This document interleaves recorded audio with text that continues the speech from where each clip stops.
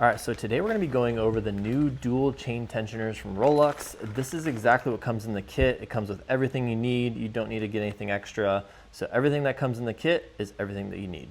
So first off, we're going to cover the tools that are needed. All right, so these are some of the tools that we're going to be using to install the chain tensioners. So as always, 13 millimeter socket with handle, 13 millimeter wrench. I like to have 2 of them. 17 millimeter wrench. Channel locks or pliers, and you're going to see exactly what these are used for. You could use either one of these, but some sort of pliers or channel locks are going to be helpful, or both. Blue thread locker, not red, but blue. Something long, and this is going to make sense in the video, but something long. I use an extension bit. You can also use a flathead screwdriver, so a couple things can be used instead of just this. Some sort of mallet or a 2x4. Again, you're going to see exactly what we use this for at the end. This can be very interchangeable, maybe a hammer of some sort. Some grease, and then some gloves. This can be a very messy job. We're going to be dealing with chains, grease, all that stuff, so definitely wear some gloves if you don't want to get your hands all dirty. So let's get to it. And I just want to say to start off, this is not something that you have to go out and buy. This is not something that you have to put on your mower right this second. This is more of a preventative measure. There have been instances where some people's chains get too tight after adjusting the reel to bed knife. They'll turn on the mower and the mower walks forward without pulling any levers.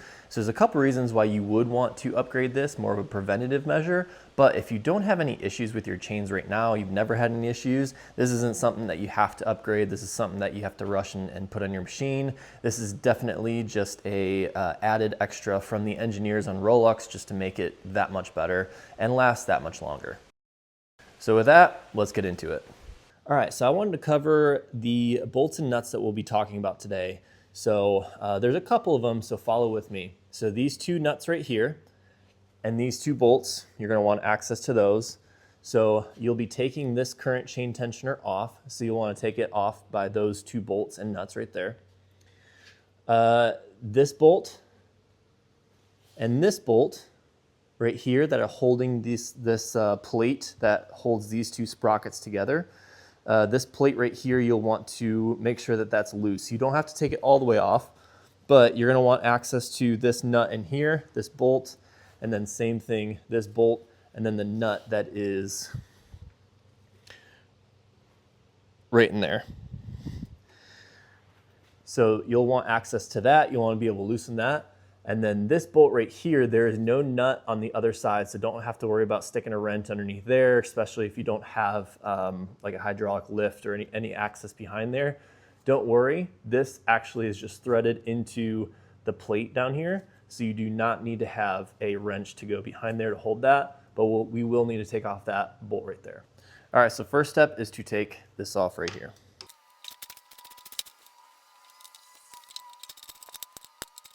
All right, so we've got this off. We do not need this anymore. All right, so now that we have the current chain tensioner off, I want to point out one thing real quick. So you can see this master link right here.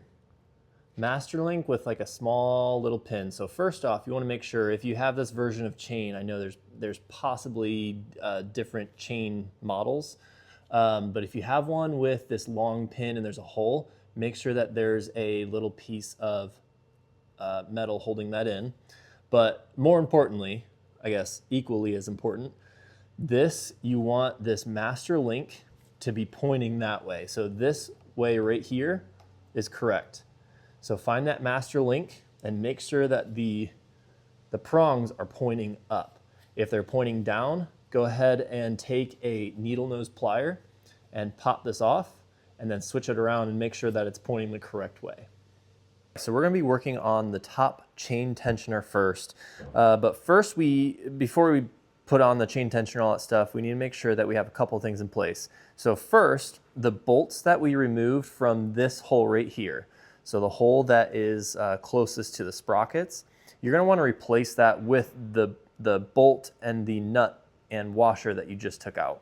So we're going to replace that because the spring, that's what the spring is going to go against. So install the bolt and then the nut, and we're going to tighten that down. All right, so that's tightened down. We are good there. The other bolt and the nut, you do not need to save. You can throw it away with the current chain tensioner or keep it in a parts bucket.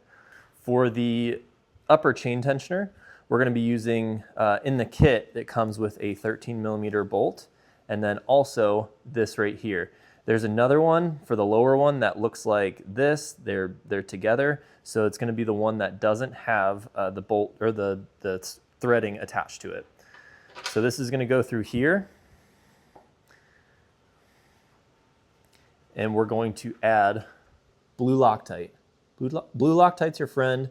This is removable, but it takes some force to get it out, so this isn't going to vibrate out on you. It's going to stay put until you take a wrench to it with heavy force. And then we're going to screw this on. It's going to soak up that blue Loctite. So we're not done yet. We do need to snug this tight. So we're going to take a 13mm wrench, and then I'm going to take some channel locks right here. You can use a wrench, something that's just going to grab onto this so that you can tighten this a little bit more so it sets that blue Loctite. But you want to make sure that this doesn't spin. Make sure that we're nice and tight. Careful not to damage this too much. But right there, we're good to go. It's nice and tight. That's not going anywhere. So once it's tight, this is a sequence that we're going to be using.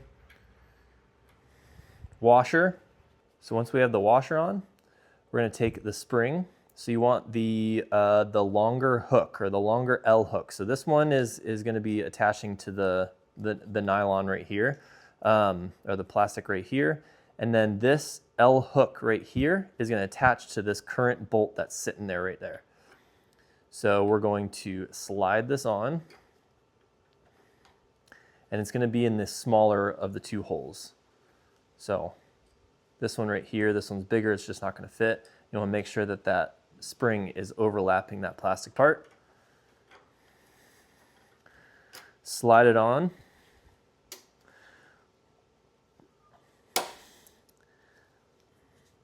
And it's going to fit on just like that. So you'll notice we have some space right here. So we'll want to take another washer, put it right there. And then you'll see this black kind of like key lock thing. It's going to slide into this right here. And you can take like a wrench or pliers or something like that. You can either tap it and it'll go on, or you can take some pliers if that's not working. Open them up and squeeze it tight. And once that's locked, that upper chain tensioner is in, and we're good. All right, so now we're going to be doing the lower chain tensioner. So again, we're going to be working on this bolt right here, this bolt right here, and then this bolt on the back right here. And again, these two, you'll need to have a wrench on the backhand side just to make sure that that nut isn't spinning. You'll just want to loosen these. At this point right here, when this is loosened, this sprocket and this sprocket, or I guess the chain, there's a sprocket underneath this one, this will be freely moving. So we want to make sure that this stays tight. So this chain right here, you want to have a little bit of slack, but not too much. You don't want it to be overly tight, but you do want to be able to push it and have a little bit of movement in there. I would say maybe 1/8 of an inch, 1/4 of an inch, something no more than 1/4 of an inch, but you want it to move just a little bit. But this right here, we're going to find that tension for you right on camera. But just so you know, when you move this chain and this chain will both loosen. You want to make sure that this one is tight, and this one's going to be loose because we're going to set that chain tension with the tensioner.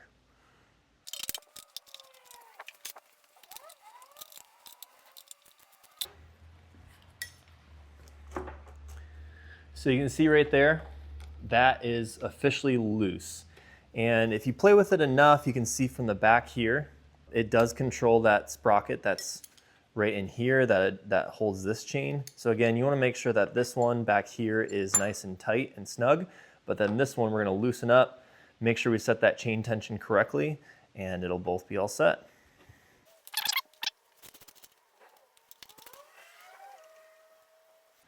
All right, so this piece right here is the next piece that we're gonna be installing. So go ahead and put some blue Loctite right here, and we're just gonna be screwing it into this place where we just took out that bolt.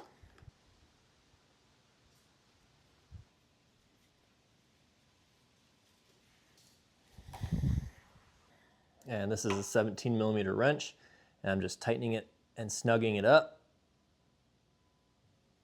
so it sets that Loctite. All right, so we are good right there. So on this lower one, the sequence is gonna be a little bit different. So instead of how on the top one, the hook is coming up over the top, this hook is actually gonna be coming over the bottom. So when it is set, it'll look like this. So it'll be opposite of what that top one is. It's gonna be opposite on the bottom. This little arm right here is going to attach itself or go at rest underneath this bolt right here. So when you put this on, it's going to be a tad bit tight, and you can move this out of the way.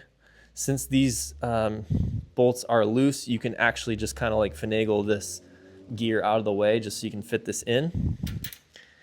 And then you'll set that bar to be pressing against this bolt right here. So that is how this will be set up. And you can already see that this chain tension is like beautiful. This is exactly what you want. This automatically sets that chain tension. The only thing, again, we have to worry about is making sure that this chain right here is nice and tight. And I'll cover how to adjust that here in a second. But this goes right here. Then you have this washer. And again, this little locking clip right here. And you can either tap that on, or you can use some pliers and slip it on. Just like that. All right, so I want to show you this chain back here that we're talking about. So everything is all set except for this. So this right here is way too loose. We maybe want it to be moving like this. Very small. So this right here, this plate right here, since we loosen these bolts, allows this to move. So this can move up and down, back and forward, and that's what's controlling this. So we need to make sure that we snug up these bolts, so this one and the one underneath here, snug up these bolts so that this can still move a little bit, but once we get it set, then we can tighten these back up and this chain will be good. So I just want to show you that this chain is way too loose now, and we're going to tighten it up right now. So I'm going to tighten these up just by a tad. I'm not going to tighten them fully. I'm just going to snug them up so that when I do move this inner sprocket plate, this plate that holds these two things together, when I move it, it's going to stay in place. If it's too loose, I move it, it's going to fall out of place with pressure. But if these bolts up here and this one right here are a little bit snug, then it'll stay in place, and then I can tighten it down when it's good to go. Again. All right, so we are just snug. So the way that we're going to be tightening this bottom chain right here is, so you want to apply some force kind of this way. So in the old way, when there was no tensioner here, the way that you would tighten this chain right here and this chain is to hit up on this bracket right here with something like an extension or a screwdriver or something like that, and a mallet, something to kind of bump it. Because we do have these bolts a little bit tight, so whatever we do, it will stay. So in the past, just kind of hit up in this direction and it sort of tightens both of these, but we don't want this overly tight because we have the tensioner. We want the tensioner to do its job. We don't want this super tight to where this tensioner is bent down right here and it's just back to where it was. We don't want that. We want there to be slack in this chain, but we do want this chain tight. So the way that I'm doing that is I'm taking this long piece and hitting up, which is moving this system up here. It's moving it sort of slowly up. So again, we're tightening these two chains very slowly by moving them up. But there's an instance to where this could become too tight and this could become good. So right now, I have this chain really good in the back. Actually, I can go a little bit tighter.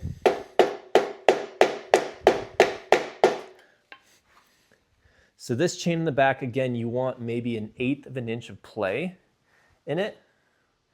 You don't want it to be, you don't want this one to be loose. You also don't want it to be like overly tight to where you can't even push on that chain and anything moves. So you want it to move by just a little bit.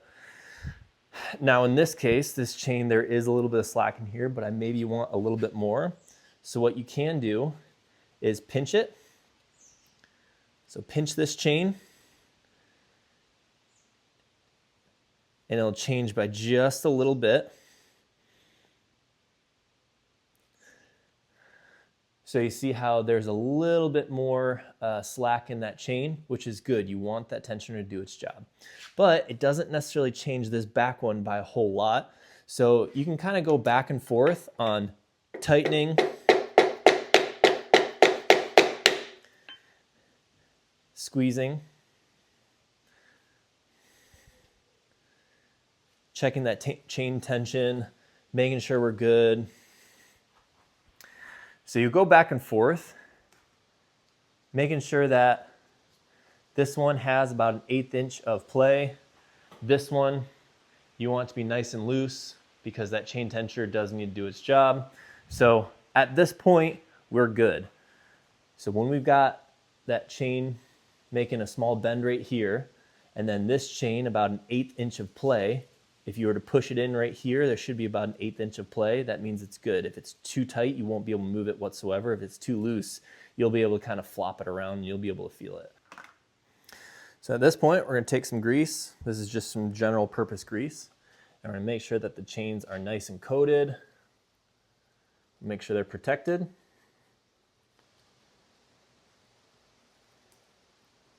So hopefully that helps installing the dual chain tensioners from Rolex.